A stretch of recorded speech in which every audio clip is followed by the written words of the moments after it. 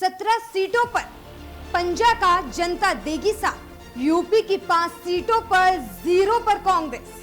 अमेठी और रायबरेली भी हाथ से छूटे। 1984 का इतिहास रिपीट करना मुश्किल। केंद्र की सत्ता का रास्ता राम राज्य से होकर गुजरता है। दिल्ली की गद्दी पर बैठना है तो उत्तर प्रदेश की जनता का दिल जीतना ही होगा। 543 लोकसभा की सीटों में से 80 सीटें यूपी से हैं। ऐसे में एनडीए 400 पार के लिए लगातार जमीनी स्तर पर खुद को मजबूत करते हुए दिखाई दे रही है।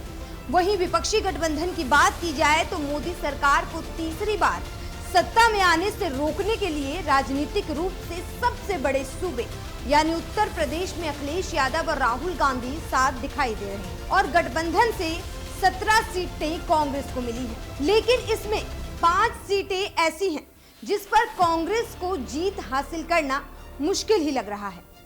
मुश्किल के साथ साथ इन सीटों पर नामुमकिन दिखती है उनकी जीत। नमस्कार, मैं हूं आपके साथ कामिनी झा और आप देख रहे हैं न्यूज़ 1 इंडिया। उत्तर प्रदेश की 80 सीटों में से कांग्रेस 17 सीटों पर चुनाव लड़ने जा रही है और इन 17 सीटों में कांग्रेस अपनी पारंपरिक सीटें रायबरेली और अमेठी को भी शामिल किया गया है।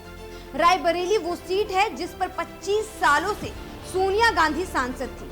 हालांकि इस बार उन्होंने राजस्थान से कांग्रेस की ओर से राज्यसभा सांसद की शपथ ली है। इसका मतलब ये है कि वो रायबरेली से चुनाव नहीं लड़ने जा रही है। वहीं अमेठी की अगर बात की जाए तो 2019 के लोकसभा चुनाव में राहुल गांधी को बीजेपी नेता स्मृति ईरानी ने यहां मात दिया था, जिसके बाद अब खबरें ये आ रही हैं कि राहुल इस बार अमेठी से चुनाव नहीं लड़ेंगे।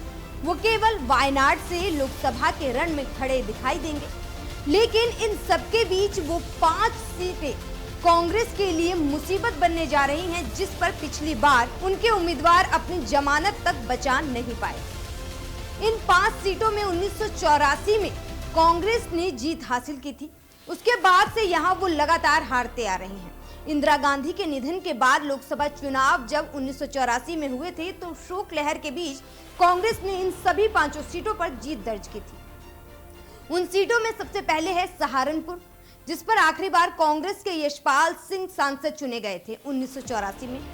वहीं इसी साल प्रयागराज सीट से अमिताभ बच्चन कांग्रेस की तरफ से जीतकर सांसद बने थे। वहीं अमरोहा सीट पर भी रामपाल सिंह कांग्रेस से जीते थे।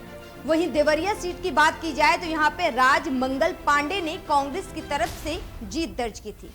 वहीं बुलंदशहर सीट की अगर बात की जाए तो आखिरी बार 1984 में सुरेंद्र पाल सिंह ने जीत हासिल की थी। सीट शेयरिंग में कांग्रेस के हिस्से में रायबरेली, अमेठी, कानपुर, फतेहपुर सीकरी, बांसगांव, झांसी, सीतापुर, सहारनपुर, प्रयागराज, महाराजगंज, वाराणसी, अमरोहा, बुलंदशहर, गाजियाबाद, मथुरा, बाराबंकी और देवरिया सीट आई। सपा से हाथ मिलाने के बाद भी कांग्रेस की राह आसान दिखाई नहीं देती है।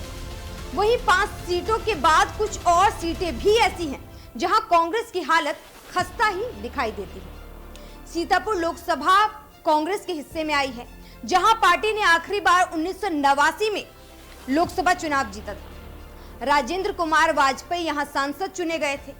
बांसगांव सीट पर आखिरी बार 2004 में जीत दर्ज की थी। 15 साल से बीजेपी का बांसगांव पर कब्जा है। वहीं 2009 में अस्तित्व में आई गाजियाबाद और फतेहपुर सीकरी सीट पर अब तक कांग्रेस का खाता नहीं खुल सका है। कांग्रेस को मिली 17 सीटों में से 12 सीटों पर उसकी अपनी जमानत नहीं बच पाई है। कानपुर, महाराजगंज, झांसी और बाराबंकी सीट पर आखिरी बार 2009 में जीत हासिल की गई थी। वाराणसी और मथुरा सीट पर 2 दशकों से पार्टी चुनाव हारती आ रही है। गठबंधन में कांग्रेस ने ये सीटें भले ही अपने खाते में ले ली है, लेकिन मोदी लहर और राममय माहौल के बीच पार्टी के लिए ये सीटें जीतना आसान दिखाई नहीं देता है, क्योंकि इन 5 सीटों पर ही नहीं 17 में से लगभग 11 से 12 सीटों पर कांग्रेस जीतती हुई फिलहाल तो दिखाई नहीं देती है। चुनावी शंखनाद बज चुका है, समय बेहद कम बचा हुआ है। ऐसे में इन सीटों पर अगर कांग्रेस जीतती है तो ये किसी चमत्कार से कम नहीं होगा। फिलहाल इन 17 सीटों को लेकर आपकी क्या राय है, हमें कमेंट बॉक्स में जरूर बताइएगा और इसी तरह की तमाम खबरों वीडियो को देखने के लिए हमारे YouTube चैनल को सब्सक्राइब कीजिए। नमस्कार।